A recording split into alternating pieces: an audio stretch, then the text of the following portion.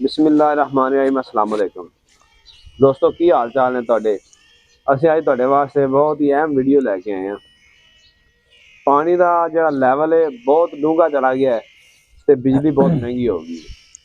Pump जो चलाइए नासर मद नहीं आना होंदा, एक बारी बटन सुटिए ना ते यूनिट डिग पैंदा, क्योंकि 7-8 अंपेयर वाटर पंप है ना, जो लाल पंप 7 तो 8 अंपेयर लैंदा है चलन वास्ते, ते 10 अंपेयर जिहड़ा वो एसी लैंदा है। एसी जिन्नी बिजली पंप खा जाता जो पानी एसी कड्डी दा। असीं अज पाकिस्तान के ऐसे इलाके विच हां, पाकिस्तान दे विच तकरीबन हर जगह ते पानी थल्ले चला गया। जिमीदार बड़े परेशान ने, महंगाई का दौर है, कोई समझ नहीं आ रही। बल्कि पूरी दुनिया दे विच जिहड़ा पानी है ना बहुत तेजी नाल थल्ले जा रहा है ते बड़ा ना खदशात का इजहार किया जा रहा है। असीं साडे भाई ने भाई इरफान साहब, इन्हां दे घर मौजूद हाँ। इन्हां एक जनाब कोशिश की बहुत अच्छी, तो मैनू बहुत पसंद आई है। मेरा दिल किया मैं तुहाडे नाल शेयर करा ताकि दूसरे दोस्त भी इन्हां दा फायदा चुक सकन। ये ऐसे लोग ने जिहड़े लोग ना देसी माहौल दे विच रहना पसंद करते हैं, जिहड़े ज़्यादा जदीद चीज़ों तो बहुत दूर ने। जिद्दत वाली चीज़ इन्हां कोल कोई चीज़ नहीं, नलके लगे हुए ने, ठीक है, बिजली वाला कोई इत्थे बंदोबस्त नहीं है। नलकियां तो जान छड़ाने वास्ते इन्हां हुण पानी की तो ज़ाहिर है जरूरत है, अदलों तो जरूरत है इंसान नूं पानी की। पानी तो बगैर इंसान हैवान कोई चीज़ जिंदा नहीं रह सकती। तो पानी वास्ते इन्हें एक बहुत अच्छी कोशिश की है, वो असीं हुण तुहानूं चैक करवाने हैं ते इन्हां दी ज़बानी तुहानूं सुनवाने हैं। अच्छा भाई इरफान, तुसीं इमरान भाई सॉरी इमरान भाई, तुसीं पानी वास्ते नलका लगवाया होया बाहर, मैं वेख्या पहले नलका सी बाहर, पहले नलका सी ते उस तो बाद तुसीं पहले इत्थे ही नलका फिट होया। अच्छा इत्थे नलका सी पहले, थल्ले बोर नलके दा ही, नलके दा बोर, नलके दा बोर, नलके दे बोर दे उत्ते तुसीं पंप लाया होया। हां जी, इत्थे बहुत दूर दराज दा इलाका है। हां जी, इत्थे कोई बिजली वाला कोई वसाइल नहीं है इधर भी, बिजली दा कोई वसाइल नहीं।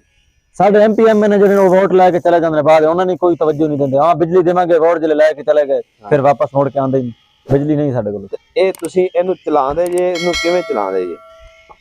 ए सोलर शमसिया प्लेटां नहीं निकलियां जड़ियां, हां जी, ए शमसी प्लेट ते चल जांदा है। हां जी, एक प्लेट ते 150 वाट दी प्लेट, 150 वाट दी, 100 वाट दी चल जांदा उंदे ते, 150 वाट दी चल जांदा। ते जदों धुप नहीं हुंदी फिर तुसीं इहनूं किवें चलांदे? धुप जिले नहीं होंदी, बैटरी मोटरसाइकिल दी बैटरी छोटी जी ओंदे ते चल जांदा है। दूसरी बैटरी वड्डी ट्रैक्टर वाली बैटरी ते, हां जी, कार वाली बैटरी ते, कोई बैटरी होवे नाल लाओ तारा जोड़ो ते चल जांदा है। दोस्तों तुसीं सुन रहे जे डीसी करंट वाली है ना। हां, ए पुठियां सीधियां ते कोई मसला नहीं। भाई इमरान साहब कह रहे ने, भाई अब्बास साहब कह रहे ने कि असीं जदों रात नूं या दिन सूरज की रोशनी नहीं होंदी या रात हो जाती, असीं चलाना होवे ते असीं मोटरसाइकिल की बैटरी ते चला रहे हैं। तुहाडे सामने मोटरसाइकिल खड़ी है, मोटरसाइकिल की बैटरी ते चला छोटे साइड तो ना, ए सामने मोटरसाइकिल खड़ी जनाब, इहदी बैटरी उतार के ते ला दिंदे ने। ए चला फिलहाल असीं हुण तुहानूं धुप है, असीं तुहानूं ए प्लेट ते चल प्लेट ते ला के ना ते इहनूं लाओ जी, प्लेट दी ला उतार लो बस, ला प्लेट ते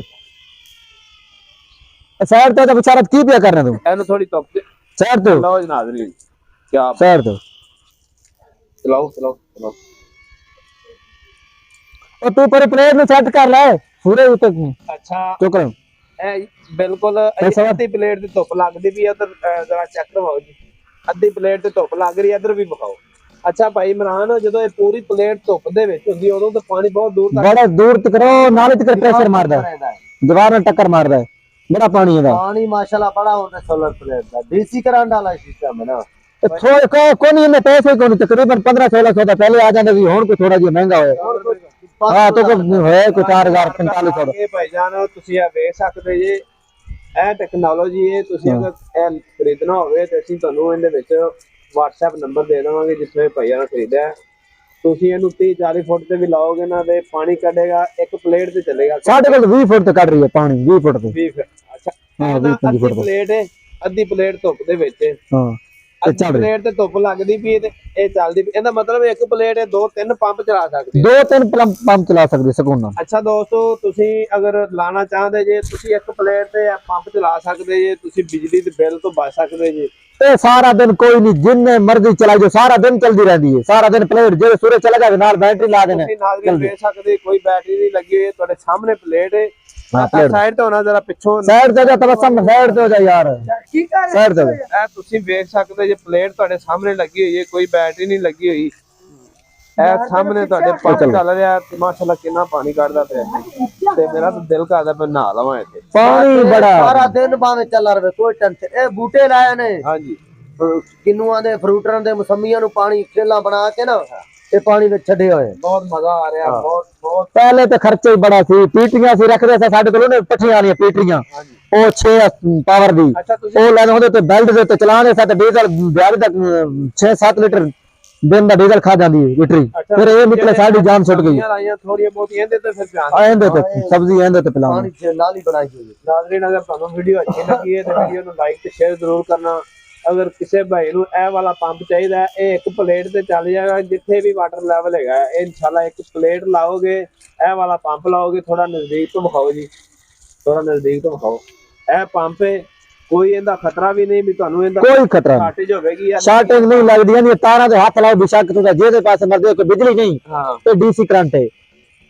ਇਹ ਵੇਖੋ ਜੀ ਹਾਂ। ਪਲੇਟ ਤੋਂ ਡਾਇਰੈਕਟ, ਕਿਉਂਕਿ ਪਲੇਟ ਦੀ ਜਿਹੜੀ ਬਿਜਲੀ ਹੈ ਨਾ ਉਹ ਨੁਕਸਾਨ ਨਹੀਂ ਦਿੰਦੀ। जी ਇਹ ਤੁਹਾਡੇ ਸਾਹਮਣੇ ਲੱਗੀ ਹੋਈ ਹੈ।